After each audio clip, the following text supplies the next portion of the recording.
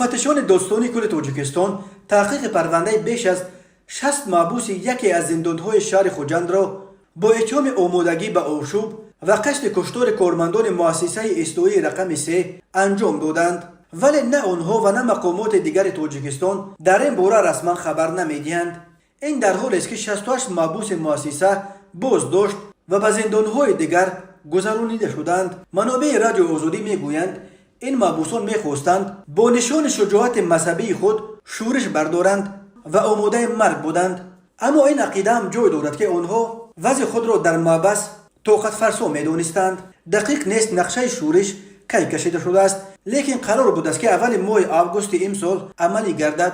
در آخر ماه ایول مقامات زندان از این نقشه آگاه شدند. یکی از اعضای دسته این سر را به آنها رسانیده است. بنا به گفته بعضی از کارمندان محبس، آنهایی که قصد آشوب داشتند با گناه‌های عضویت در سازمان‌های ممنوع از جمله جماعت موحدین، سازمان نزدیک به داعش، به سالهای گوناگون محکوم شده بودند. تصویر مقامات از این حادثه چنین است که گویا این گروه زیر رهبری عزیزبک میرزایف، ساکن ناحیه شهرنو که با جرم عضویت در سازمان تروریستی در زندان قرار داشت، به آشوب آمادگی می‌دیدند. رهبر یا امیر گروه به گفته مقامات میرزایف بوده است. اعضای این گروه همچون رمز شناخت همپیمان‌ها در پیشانی خود دوره سیاه کشیده و به امیر خود عزیزبک میرزایف با شعار دوستی برای خدا، دشمنی برای خدا، برای یکدیگر صادق میمانیم، لازم شود دیگران را به قتل میرسانیم، بیعت میکنند، گفت یک همصحبت رادیو آزادی. اما نجم‌الدین خواجه عبداللهیف، محبوس پیشین زندان خوجند که 3 آگوست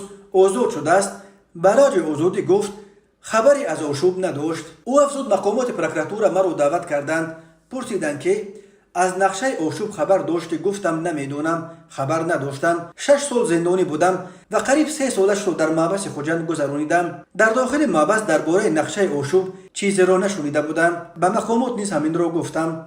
ولی یک منبع نزدیک به اداره زندانهای تاجیکستان نام آشوبگران احتمالی را در اختیار رادیو آزادی گذاشت.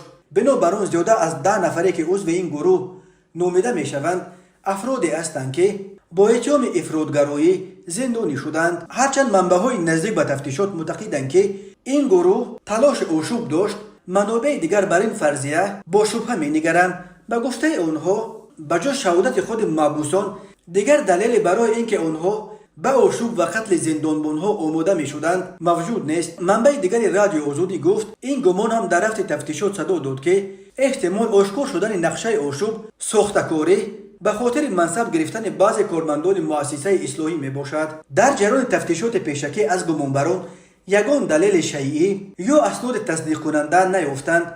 اکثر گمانبران هنگام بازپرسی اصرار ورزیدند که آنها در نتیجه شکنجه و آسیب سخت روانی در داخل بازداشتگاه این عیب را به گردن گرفتند. گفت یک همصحبت دیگر رادیو آزادی که از جریان تفتیشات پرونده آگاهی دارد. با این وجود افراد نزدیک به پرونده معتقدند که این نقشه آشوب کاملا آشکار شده است و آنها بعضی آلات را به مثل کرد و آهن پیدا کردند. سنجش حقیقت این گفته مفتشان امکان ندارد. آشوب در زندانهای تاجیکستان خبری نو نیست.